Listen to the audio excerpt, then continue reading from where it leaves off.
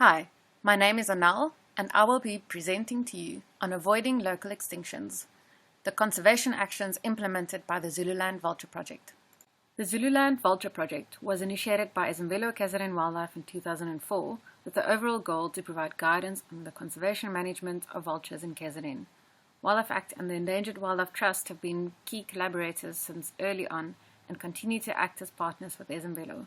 The objectives and actions are guided by the Vulture MSAP and the provincial species monitoring plans while awaiting the national and provincial conservation strategies to be finalized. The Zululand Vulture Project forms part of Project Vulture, a collaborative effort between multiple partners to guide vulture conservation in the province and in South Africa. Many vulture species are experiencing population declines across the world, with major consequences to human health and economies. For this talk, I will be focusing on the vulture populations in the Kwazulu-Natal province, South Africa. Why are they threatened and what is being done to save the species? The northern region of KZN supports the southernmost nesting range of white-headed vulture, African white-backed vulture, and lappet-faced vultures. These are all tree-nesting species and classified as either critically endangered or endangered on the IUCN Red List of threatened species. Vultures are currently mostly breeding within well-established conservation areas in KZN, and the nests are restricted to small, fragmented parcels of land. A range of anthropogenic threats are resulting in these species hanging on the brink of local extinction. The subsequent loss of ecosystem services that vultures provide through the disposal of rotting carcasses will have catastrophic impacts on the local economy and human population health. Over the past few years, it has increasingly become clear that poisoning contributes to majority of vulture mortalities, and most likely even more so in the northern Zululand region. This map just puts into perspective the two breeding clusters of tree-nesting vultures in KZN. Majority of the talk will be focused around the northern cluster, which is where the biggest concern currently lies. Since 2013, the KZN monitoring plans for all three tree-nesting vulture species has guided the monitoring efforts across the province. A key component to these monitoring efforts is the annual nest survey that is done across northern KZN with the use of a fixed-wing aeroplane. Here is a visual representation of the fixed-wing flight paths in three of the areas that are surveyed annually. As highlighted in the KZN monitoring plans, ground-based observations play an important part in understanding breeding success in the province. To this end, since 2018, the Zululand Vulture Project has been developing and implementing a comprehensive ground-truthing survey in the northern breeding cluster to complement the aerial nest survey efforts. This allows us to record fine-scale data that are essential when trying to understand success rate and possible causes for failed fledging. They also provide insight into other important information, such as tree selection, elephant damage to the tree, and other potential threats.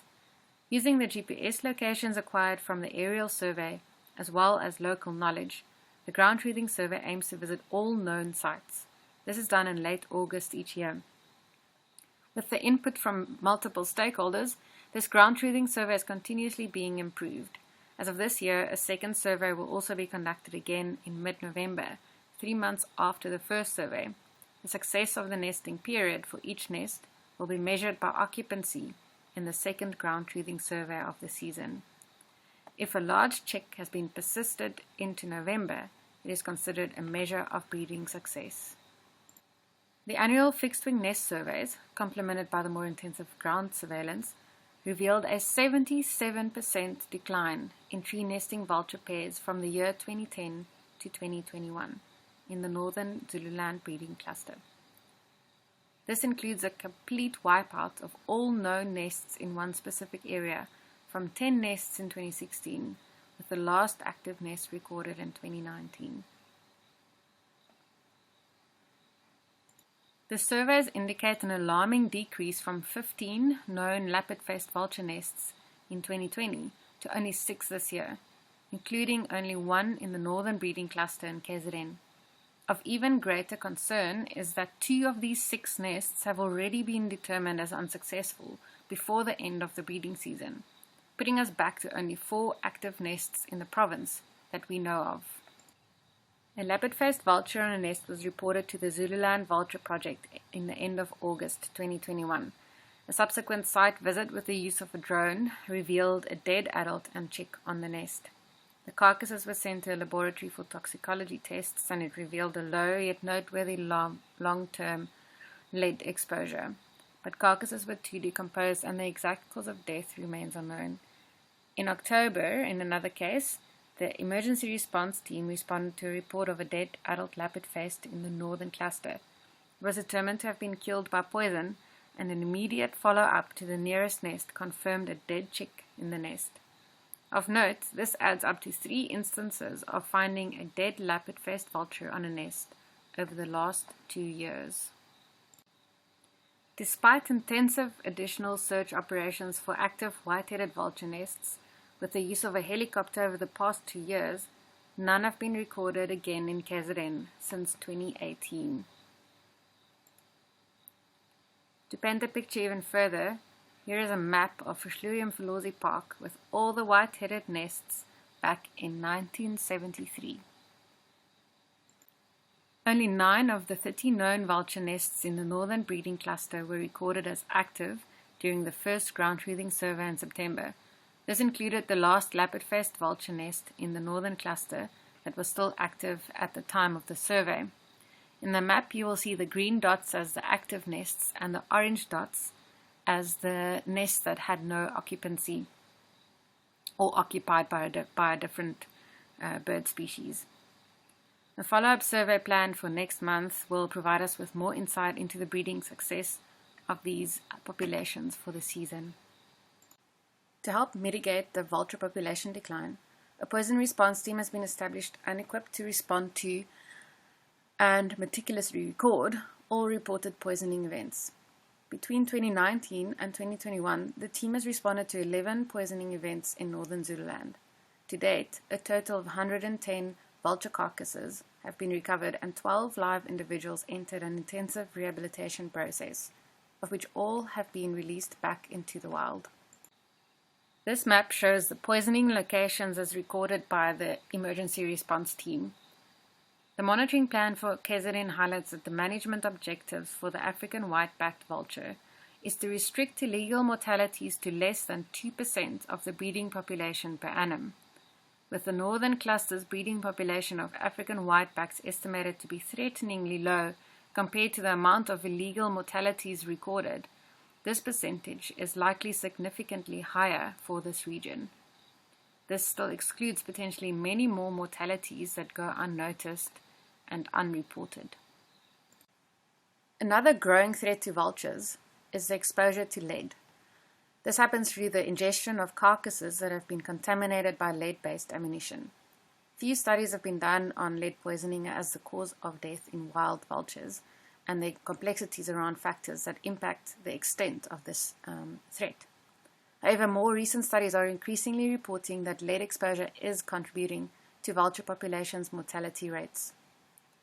To better understand the impact of lead exposure on vultures in KZN, blood and bone lead levels of 113 African white-backed and leopard-faced vultures were tested since 2019. A testing kit allows for rapid in-field tests to be done, and the individuals with high lead levels can then be treated immediately before releasing back into the wild. Laboratory blood tests are more accurate and are often done in addition to these field tests. The laboratory blood test results revealed that 32% of the sampled vultures had blood lead concentrations over 10 micrograms per deciliter, which is the upper limit of background exposure. It is known that lead concentrations from as low as 10 micrograms per deciliter can negatively impact vultures' reproduction, physiology, development, and hematology. The mean blood lead concentration of African whitebacks is above the background exposure limit, which may translate to moderate subclinical effects. The mean lead concentration in African white-backed bones was 4 micrograms per gram, and in leopard-faced vulture bones it was 3 micrograms per gram, which is well within the background exposure classification, indicating a relatively low but noteworthy presence of long-term lead exposure in KZN vultures. This is concerning, as vultures are prone to bioaccumulation of lead in their bone and tissue, leading to slow buildup of lead concentrations that can have long-lasting detrimental impacts on the individual and its offspring, if it's not halted in time. This talk addressed the problem of poisoning as a major influencing factor on the tree-nesting vulture population's decline in northern Zululand. It is clear that poisoning is indeed a serious problem in this region, and we need to continue working towards reducing the impacts of poisoning. Tests for lead exposure must also continue to grow the data set to inform further conservation action. With these species already being at the cusp of local extinctions, the evident risk of lead poisoning cannot be taken lightly. Raising awareness about the impacts of lead exposure and the use of lead-based ammunition remains a priority, as well as working towards providing accessible alternatives.